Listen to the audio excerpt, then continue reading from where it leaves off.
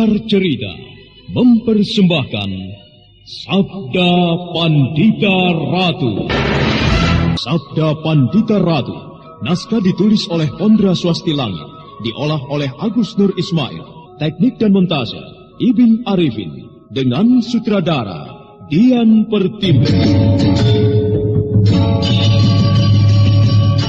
Sabda Pandita Ratu kali ini mengetengahkan episode yang kedua dengan judul Merentang Gendewa Luka.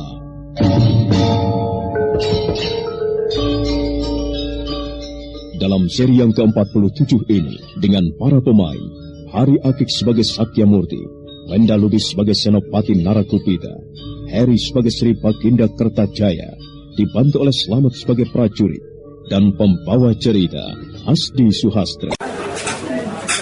Ada apa sih, Hiu?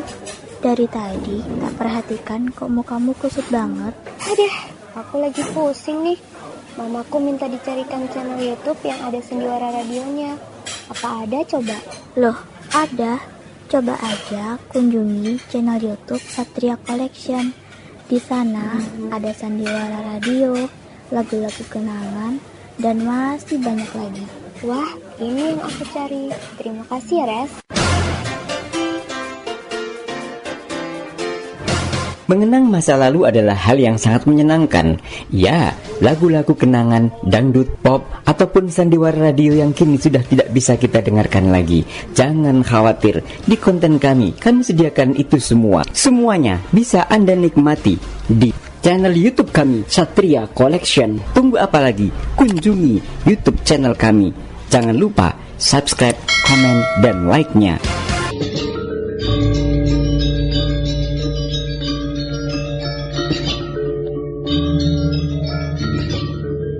Dengan sekali tebas saja, Kris Senopati berhasil membunuh ular yang berada di hadapannya. Sambil menarik nafas panjang, dia pun kemudian menyarungkan kembali keris itu. Dan sekarang dia baru menyadari kalau kudanya sudah tidak lagi berada di situ. Sambil menatap ke arah utara, di mana kudanya tadi berlari, Senopati Narakupita melompat untuk mencari kudanya.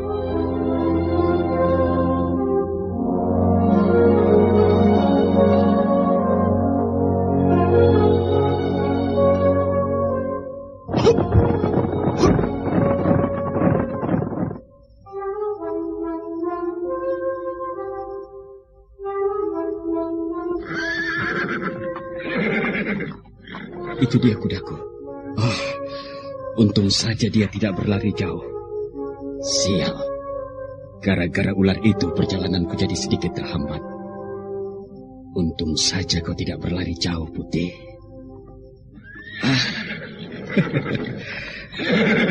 Rupanya kau mengerti kalau aku sangat membutuhkanmu. Nah, ayolah. Sekarang kita lanjutkan perjalanan kita. Hiya, hiya, hiya, hiya, hiya, hiya.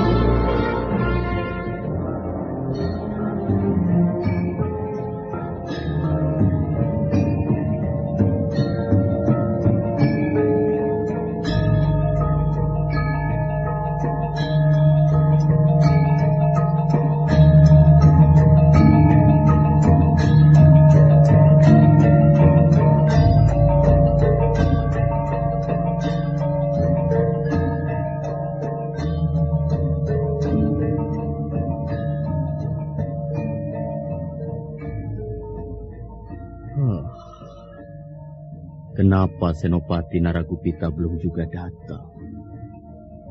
Apakah dia mengalami masalah? Biasanya kalau ia kuperintahkan datang ke rumah Tumenggung Murti Wandawa, ia sudah kembali dalam waktu yang cepat.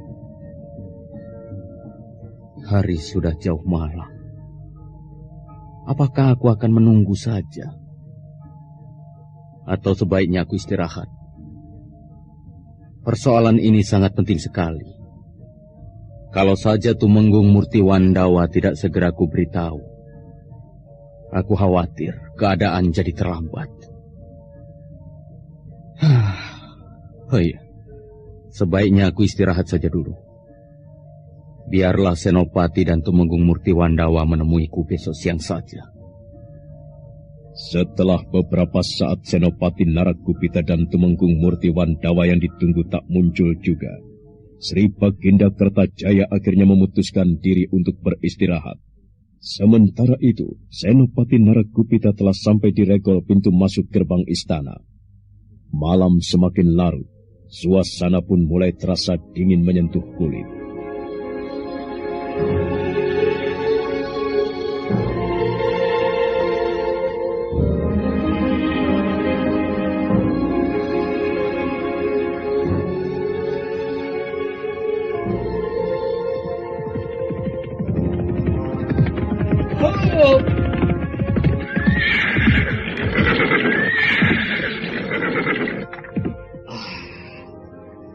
Hari sudah jauh malam. Aku rasa sekarang Sri Baginda sedang beristirahat. Iya, sebaiknya besok saja kutemui beliau.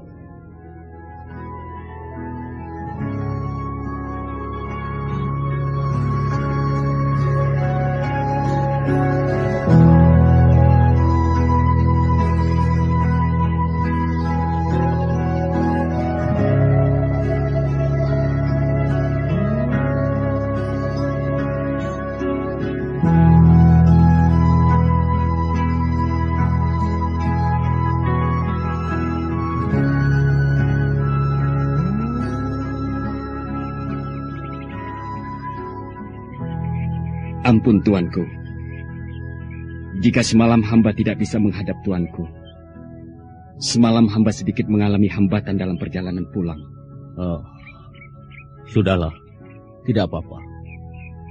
Lalu bagaimana dengan Tumenggung Murti Wandawa? Kenapa sekarang dia tidak menghadapku?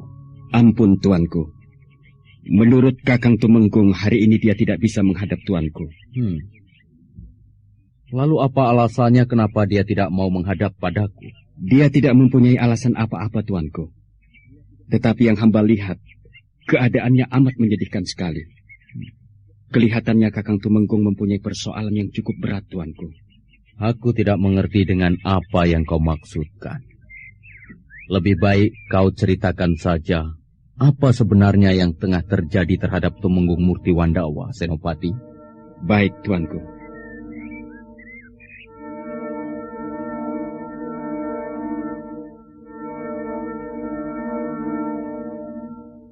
Dengan hati-hati dan penuh rasa hormat, Senopati Narakupita pun menceritakan apa yang tengah terjadi pada Tumenggung Murti Wandawa. Sementara Sri Baginda Kertajaya sedikit termenung setelah mengetahui keadaan Tumenggung Murti Wandawa. Oh, jadi kau sendiri belum mengetahui apa sebenarnya yang tengah ia hadapi? Benar tuanku. Lalu apa pendapatmu mengenai keadaan Tumenggung Murti Wandawa sekarang? Ampun tuanku, hamba belum mempunyai pendapat apa-apa mengenai Kakang Tumenggung Murti Wandawa. Tetapi jika tuanku setuju, hamba bermaksud mencari tahu sampai sejauh mana persoalan yang sedang dihadapi oleh Kakang Tumenggung. Oh, begitu. Baiklah, selidiki sampai sejauh mana persoalan yang membuat dia sampai begitu. Tumenggung Murti Wandawa adalah tumenggung andalanku. Aku tidak ingin kalau dia sampai mempunyai persoalan lain. Karena hanya dialah yang kuanggap mampu untuk menghadapi kekisruhan di Kediri. Terutama untuk menggempur orang-orang yang mempunyai kekuatan di Bedander. Hamba Baginda. Nah, kalau begitu segeralah kau selidiki sekarang. Baik tuanku. Tapi hamba pun mohon tuanku memberi sedikit waktu agar tugas hamba untuk mencari tahu persoalan Kakang Tumenggung tidak terlalu tergesa-gesa. Baik, pergilah. Baik, tuanku. Hamba mohon diri.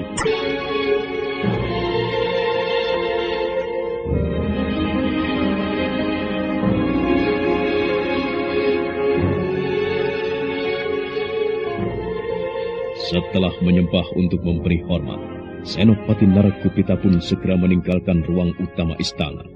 Dan sesampainya di pintu regol, Senopati itu pun segera melarikan kudanya untuk kembali ke Ketumenggungan. Matahari nampak masih memayung menumpahkan cahaya. Sinarnya nampak semburat kemana-mana. Sementara dahan-dahan pohon bergoyang di hempas angin, beberapa daunnya nampak luruh ke tanah. Senopati Narakupita masih melarikan kudanya menelusuri jalan setapak yang banyak ditumbuhi rumput ilalang. Dan sebentar kemudian, dia sudah sampai di pintu regol Ketumenggungan. Hop!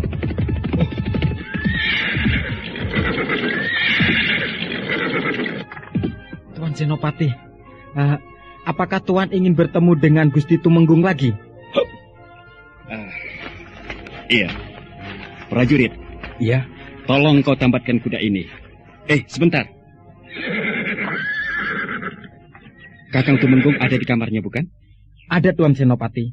Sejak dari semalam pun, Gusti Tumenggung tidak keluar dari sanggar kanuragan itu. Oh. Kalau Tuan ingin bertemu langsung, silakan saja Tuan ke sanggar itu. Iya, terima kasih.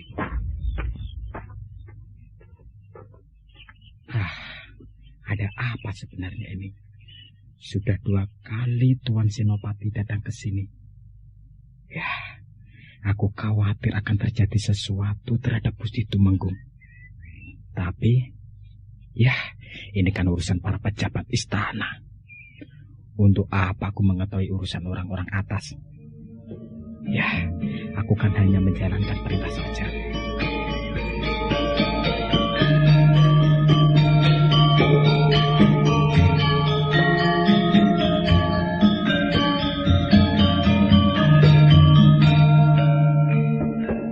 Prajurit itu pun segera membawa kuda Senopati untuk ditempatkan di tempat seperti biasa.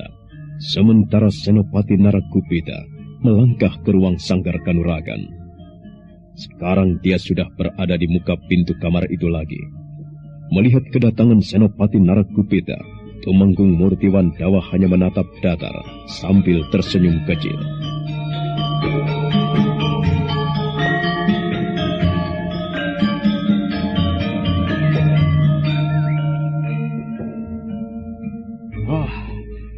Senopati Narakupita.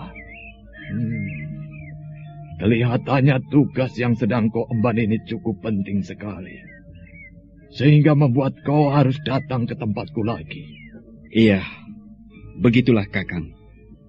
Tetapi sebenarnya tugas yang diberikan Sri Baginda berat atau tidak, jika sudah dilimpahkan kepada kita, mau tidak mau kita harus melaksanakannya. Apakah Sri Baginda marah atau murka kepadaku? Tidak, Kakang. Sri Baginda orang yang bijaksana untuk memutuskan sesuatu jika yang bersalah adalah Kakang.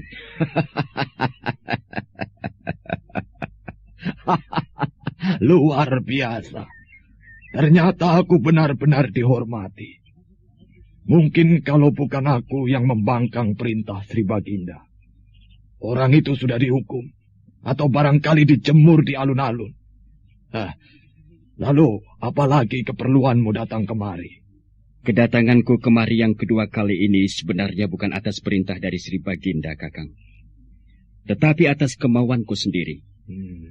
Aku ingin menemani Kakang. Barangkali Kakang butuh seorang teman untuk menyejukkan hati Kakang. Kau pikir aku sedang sakit, ha?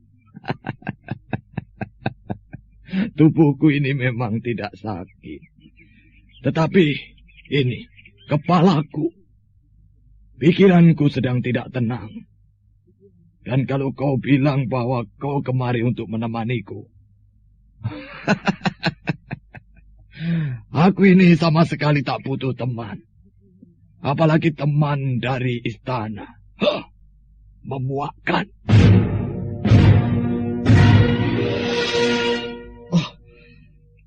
Apa maksud Kakang? Kenapa Kakang bersikap seperti itu padaku? Kita sama-sama seorang punggawa kerajaan, Kakang. Sebaiknya kita saling menghargai. Tidak pantas Kakang bersikap seperti itu kepadaku. Sudahlah, Senopati Narakupita. Jangan kau ucapkan sekali lagi. Atau kau sebut aku sebagai punggawa kerajaan. Setelah kepergianmu semalam, aku merenung membayangkan apa sebenarnya yang selama ini telah kulakukan.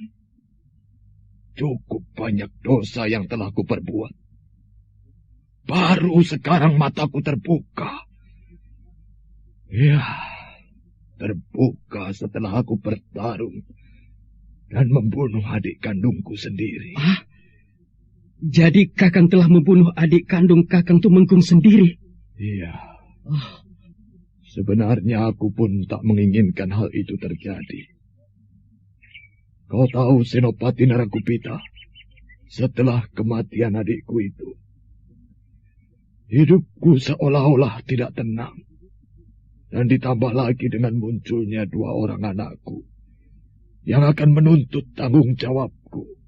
Jadi Kakang masih mempunyai 2 orang anak lagi? Benar. 2 anakku itu adalah hasil perbuatan burukku di masa lalu. Sekarang saatnya lah aku harus mengambil keputusan. Dan keputusan ini kuanggap tepat. Karena untuk memperingan beban penderitaanku. Aku tidak mengerti dengan apa yang Kakang maksudkan. Keputusan apa sebenarnya yang akan Kakang ambil? Aku akan menanggalkan kedudukanku.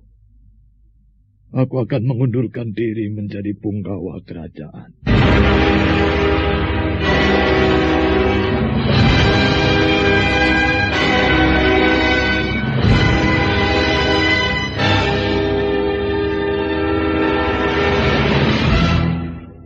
Senopati Narakupita terkejut.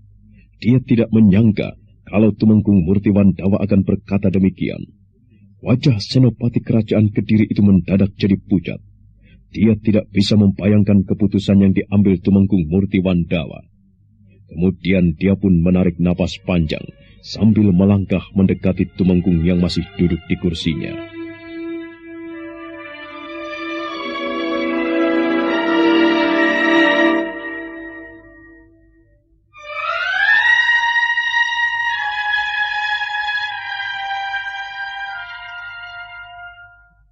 Kakang, sebaiknya Kakang pikirkan lagi keputusan yang Kakang ambil itu. Apakah Kakang tidak membayangkan? Bertahun-tahun Kakang berjuang serta bersusah payah mengabdi di Kediri. Sampai akhirnya Kakang meraih kedudukan sebagai seorang Tumenggung. Lalu tiba-tiba saja Kakang mengambil keputusan untuk mengundurkan diri. Apakah ini bukan berarti perbuatan yang bodoh dan ceroboh, Kakang? Kalau menurut pendapatmu, aku telah mengambil tindakan yang bodoh. Tetapi menurutku sendiri adalah tindakan yang tepat. Aku mengambil tindakan itu bukan berarti tidak merenungkan terlebih dahulu. Aku berpikir cukup, Senopati. Banyak pertimbangan-pertimbangan yang aku pikirkan. Dan ternyata keputusan itu cukup tepat. Sudahlah. Kau tak perlu turut campur dengan segala yang aku lakukan. Tetapi setidak-tidaknya Kakang mempunyai alasan. Kalau memang Kakang akan mengundurkan diri. Alasan. Baik, Senopati Narakupita. Alasanku yang pertama. Aku sudah muak dengan diriku sendiri. Aku orang yang mempunyai banyak dosa. Perbuatanku sudah bukan perbuatan orang yang mempunyai akal sehat. Dan yang kedua, aku muak dengan hidup ini. Dan juga muak dengan tingkah laku Sri Baginda yang munafik dan kotor.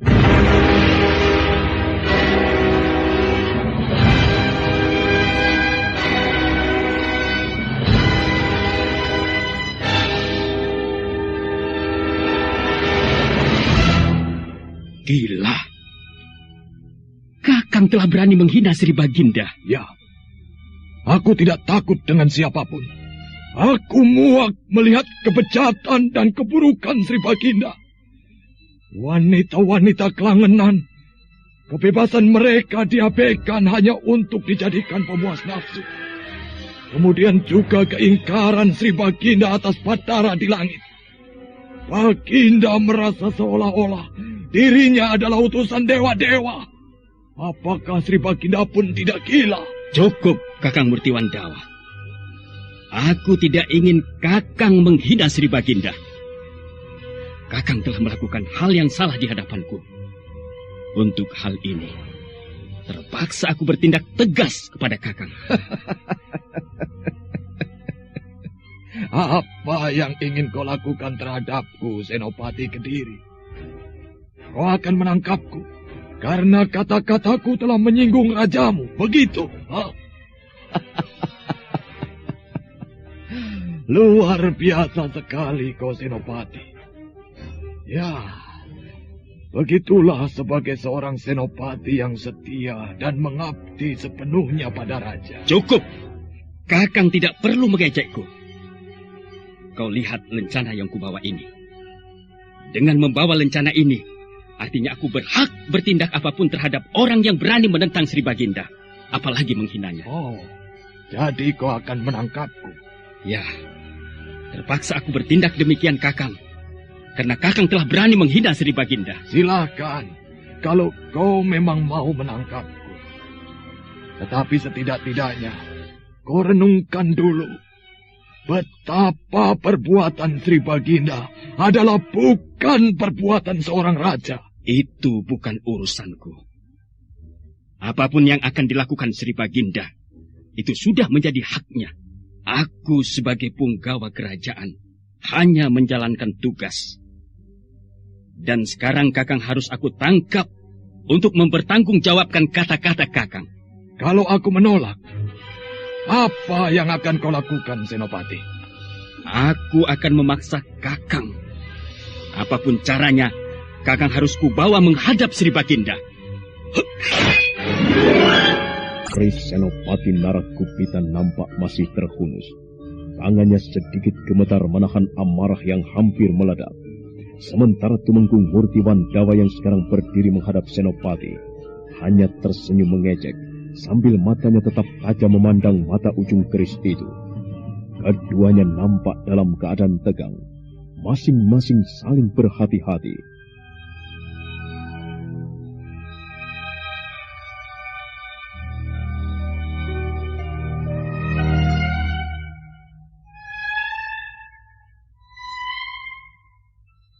Sebelum segalanya jadi berubah, aku harap Kakang menuruti kata-kataku.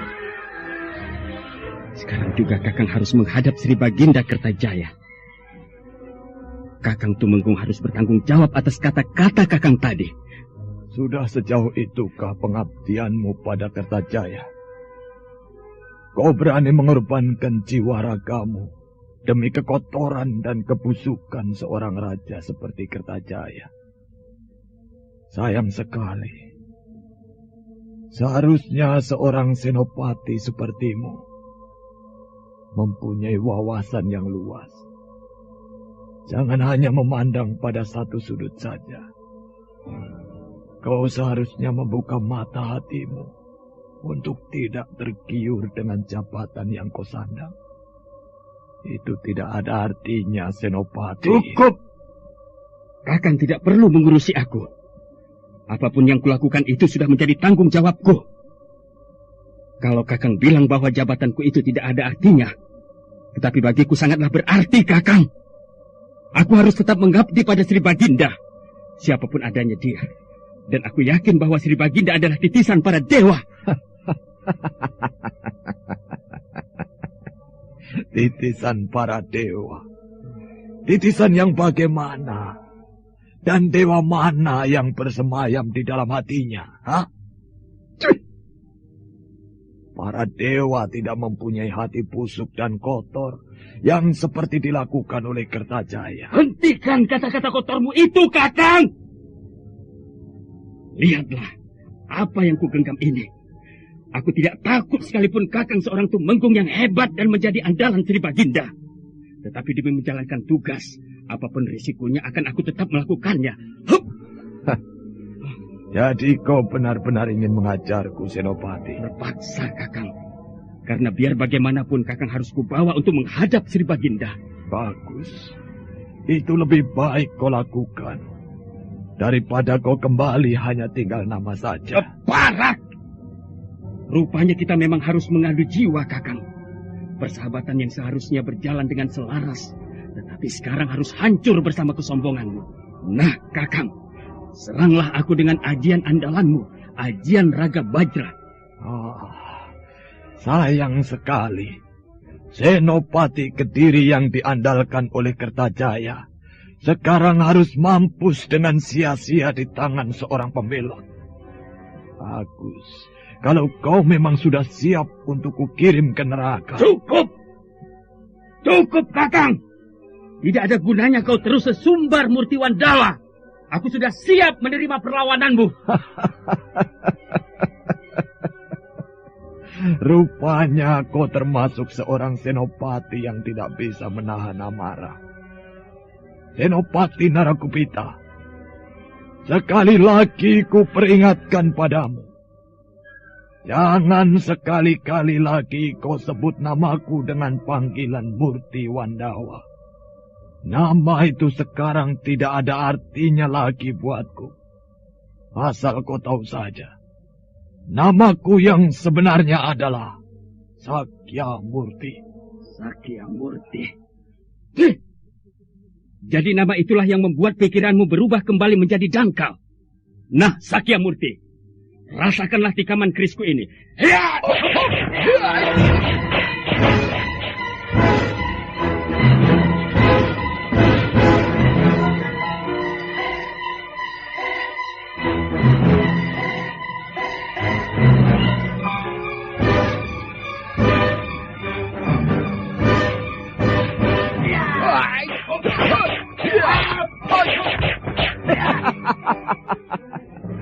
Ayo Senopati Kediri yang perkasa, tunjukkanlah kehebatanmu. Jangan bisamu hanya menangkis dan menghindar seperti kerbau. Barat, apa kau pikir hanya kau bisa menyerang seperti itu? Melukaiku saja kau tidak bisa. Jangan bisamu hanya sesumbar saja securut tua yang bodoh. Rasakan ini.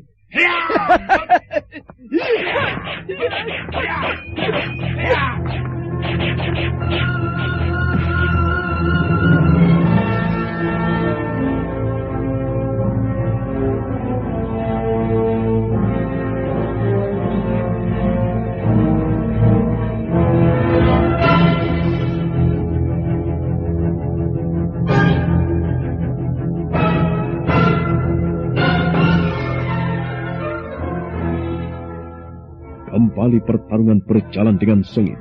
Dengan amarah yang dalam, Senopati menerjang bagaikan banteng liar. Dengan kerisnya yang berkelebat ke sana kemari. Sekalipun keris itu menerjang ke setiap sudut, Tumenggung Murti Wandawa menghindar. Keris itu tak juga berhasil melukai kulit Tumenggung. Bahkan Tumenggung Murti Wandawa dapat berkelit dengan mudahnya. Perkelahian itu terlihat tak seimbang. Akhirnya terasa juga kekhawatiran di hati Senopati Narakupita melihat serangannya dapat ditutup dengan mudah.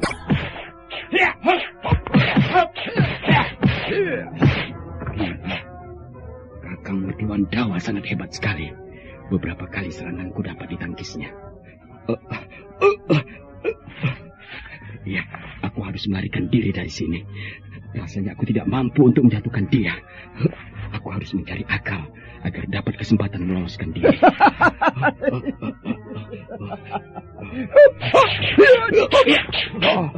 Seranganmu makin lemah saja, Senopati. Ayo, hunuskan kerismu yang tepat ke bagian tubuhku sebelum aku membalas serangan-seranganmu. Sombong! Ini! Hai, Kenapa kau hentikan seranganmu? Apakah kau sudah merasa kalah?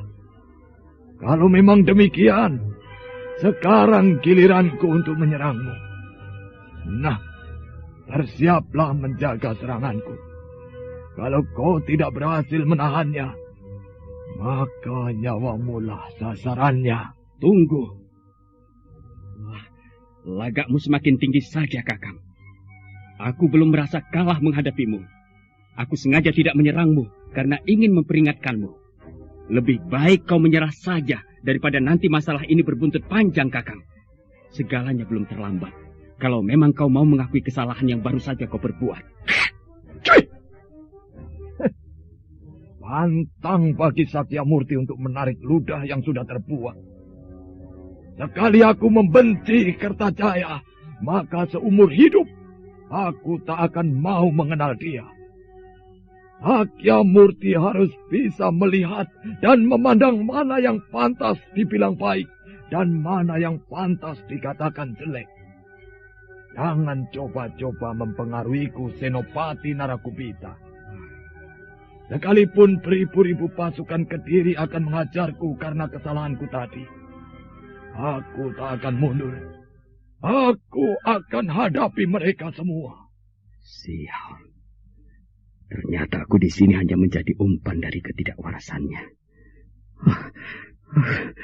Rasanya aku kehabisan akal untuk melarikan diri dari tempat ini.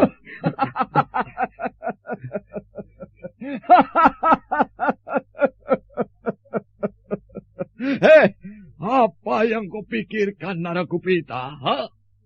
Apakah kau sedang berpikir untuk melarikan diri? Percuma. Biar bagaimanapun, aku tak akan membiarkan kau lolos dari sini. Ayo, bersiap-siaplah untuk menerima seranganku. Baik. Keluarkan seluruh ajian yang Kakang miliki. Aku tidak akan takut sekalipun kehebatan Kakang berada jauh di atasku. Mungkin ini sudah terlanjur kuhadapi. Jadi apa gunanya aku melarikan diri? Baik, jangan putus asa, sobat. Berjuanglah untuk menyelamatkan nyawamu.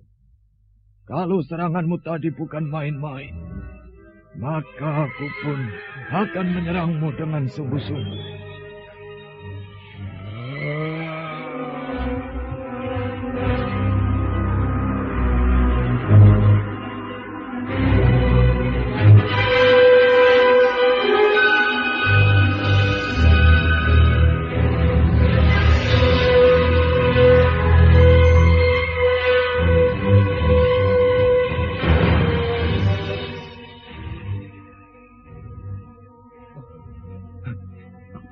Sekarang dia sudah mulai menerapkan ajian andalannya. Biar bagaimana, aku harus bisa melarikan diri dari tempat sial ini. Iya, aku tidak mau menjadi umpan empuk bagi Mertiwan Dawa. Senopati Narakupita seakan-akan kehabisan akal untuk melarikan diri. Wajahnya nampak tegang, apalagi setelah melihat Tumenggung Murtiwan Dawa mulai mengeterapkan ajiannya. Perlahan Senopati Kediri itu mundur beberapa tapak, sambil kemudian memainkan kerisnya yang masih digenggam.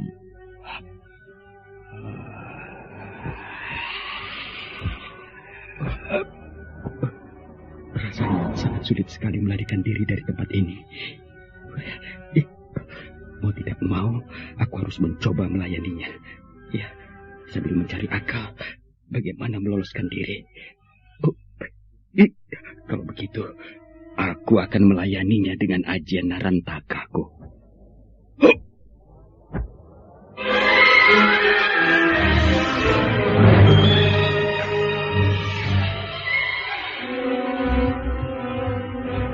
Setelah memasukkan kerisnya ke dalam warangkanya, Senopati Narakupita kemudian mengangkat kedua tangannya ke udara, kemudian menyatukannya.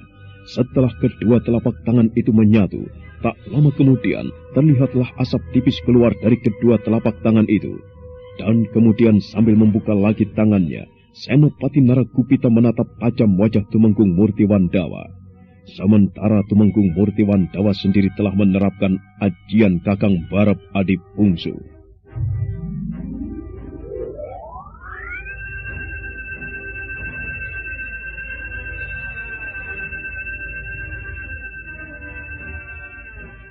Wujud Tumenggung Murtiwandawa sekarang telah menjadi 3 orang. 3 wujud yang sama itu nampak tertawa mengejek ke arah Senopati Naragupita. Keadaan menjadi tambah tegang setelah keduanya masing-masing mengeluarkan ajian andalannya. Ayo Naragupita, kita mulai lagi pertarungan ini. Aku jadi sudah tidak semakin sabar saja setelah melihat kau menerapkan ajianmu. Kelihatannya ajian itu sangat ampuh sekali. Jangan terlampau banyak bicara kau Murtiwandawa. Ayo tunjukkanlah kekuatan yang kau salurkan itu. Sekalipun wujudmu sekarang telah menjadi 3, aku tidak akan gentar melawanmu. Bagus. Artinya dengan begitu perlawananku tak akan berat sebelah. Aku memang suka kalau kau bisa mengimbangi jurus-jurusku. Tetapi kalau seperti tadi, justru hanya akan membuatku bosan saja. Cukup! Cukup manusia licik! Jangan terlalu banyak sesumbar. Kita buktikan saja siapa yang lebih unggul di antara kita. Dan kita buktikan siapa yang lebih berhak untuk menatap matahari esok.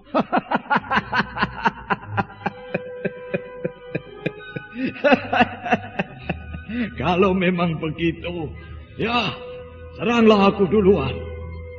Kalau semula aku yang mau membalas seranganmu, sekarang lebih baik kau saja yang menyerangku.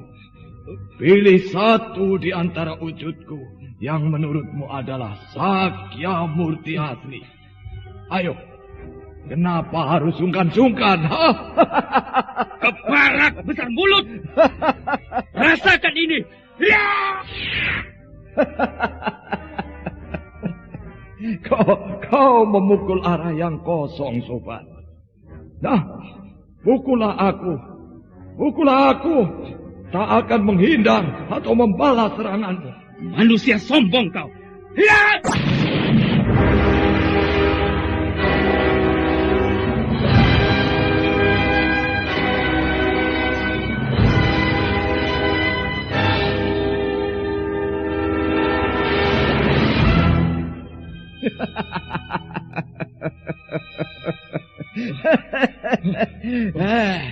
Sungguh pukulan yang sia-sia. Ternyata kau hanya memukul bayangan kosong saja. Senopati Kediri, pasanglah panca indramu yang tajam. Kenapa kau jadi sebodoh itu? Tidak bisa membedakan mana wujudku yang asli dan mana yang bukan. Ayo serang lagi. Sial. Sungguh hebat sekali ilmu yang dimilikinya. Aku benar-benar kehabisan akal. Dan rasanya tidak mungkin aku bisa keluar dari sanggar ini. Seandainya aku gagal mengalahkan Tumenggung Murtiwandawa, berarti kematianlah yang kualami. Seandainya aku mati, bagaimana dengan Warapalupi? Tidak. Aku harus mampu mempertahankan diri. Dan kalau perlu menjatuhkan Kakang Murtiwandawa, biarlah. Aku akan menyerang ketiga wujud itu dalam waktu yang bersamaan. Mudah-mudahan saja aku berhasil. Tapi, tiga wujud Kakang Murtiwandawa tidak dalam jarak yang berdekatan. Biar. Akan kucoba saja. Rupanya kau mulai bersiap untuk menyerangku lagi, Senopati. Ayolah.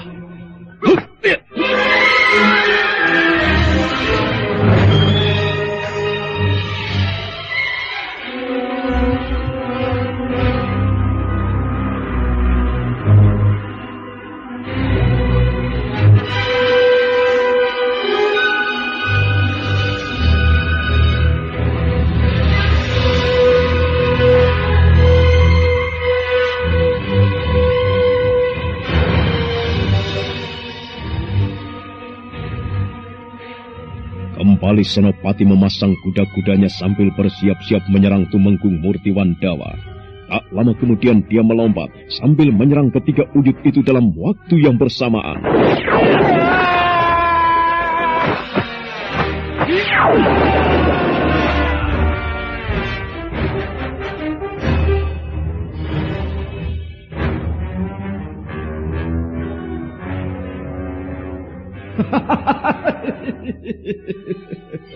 Hebat, hebat sekali. Kau mampu menyerang wujudku dalam waktu yang bersamaan. Tapi sayang sekali, wujudku yang satu ini gagal kau pukul. Tak perlu putus asa. Ayo, kerahkan kembali tenagamu. Robohkan aku seperti yang kau lakukan tadi. Aku akan memberikan kesempatan yang panjang sebelum pikiranku berubah. Ada apa sih, Hugh? Dari tadi tak perhatikan kok mukamu kusut banget. Aduh, aku lagi pusing nih. Mamaku minta dicarikan channel YouTube yang ada sendiwara radionya. Apa ada coba? Loh, ada. Coba aja kunjungi channel YouTube Satria Collection. Di sana ada sandiwara radio, lagu-lagu kenangan, dan masih banyak lagi. Wah, ini yang aku cari. Terima kasih ya, Res. Mengenang masa lalu adalah hal yang sangat menyenangkan. Ya, lagu-lagu kenangan, dangdut, pop, ataupun sandiwara radio yang kini sudah tidak bisa kita dengarkan lagi. Jangan khawatir, di konten kami sediakan itu semua. Semuanya bisa Anda nikmati di channel YouTube kami, Satria Collection. Tunggu apa lagi? Kunjungi YouTube channel kami. Jangan lupa subscribe, komen, dan like-nya. Benar-benar ilmu yang luar biasa. Aku benar-benar tidak sanggup. Pupus sudah harapanku untuk meloloskan diri. Ilmu Narantaka andalanku tidak berarti sama sekali. Hai, Senopati. Kenapa kau jadi terpaku seperti itu? Apakah kau memang sudah tak sanggup lagi melawanku? Hah? Kalau begitu, biarlah aku yang berganti menyerangmu. Ayo, bersiap-siaplah. Tidak perlu banyak mulut. Sejak tadi pun aku sudah siap menyambut seranganmu. Seranglah aku dengan ketiga wujudmu itu. Aku tidak akan menyingkir barang setapak pun. Benar-benar Senopati yang berani. Tetapi sayang, keberaniannya hanya akan sia-sia saja ditelan kebodohannya sendiri. Kalau saja tadi kau tidak bersikap lancang dan sembrono, mungkin aku pun tak akan menjatuhkan tangan kasarku. Tapi sekali lagi, sayang, semua itu sudah terlambat. Kau pikir aku menyesal telah berkata begitu? Aku seorang prajurit Murtiwandawa. Apapun kata-kata yang telah kulontarkan, berarti aku harus berani menanggung resiko dari perkataanku sendiri. Tidak ada sejarah dalam diriku jika aku bertindak kemudian menyesali tindakanku sendiri. Ya. Sejak aku mengenal siapa kau memang termasuk orang yang berani dan bertanggung jawab atas tindakan yang kau lakukan. Sebenarnya sangat disayangkan kalau aku harus bertindak kasar terhadap orang yang kuanggap baik. Tetapi itu sudah kesalahanmu sendiri. Maka dengan sangat menyesal, aku harus menyingkirkan orang-orang yang terlalu setia dengan Kartajaya. Sudah! Jangan hanya banyak tersumbat! Karena kata-katamu bukan lagi kata-kata orang waras. Bangsat! Kau berani menghinaku. Baik, bersiap-siaplah. Hup!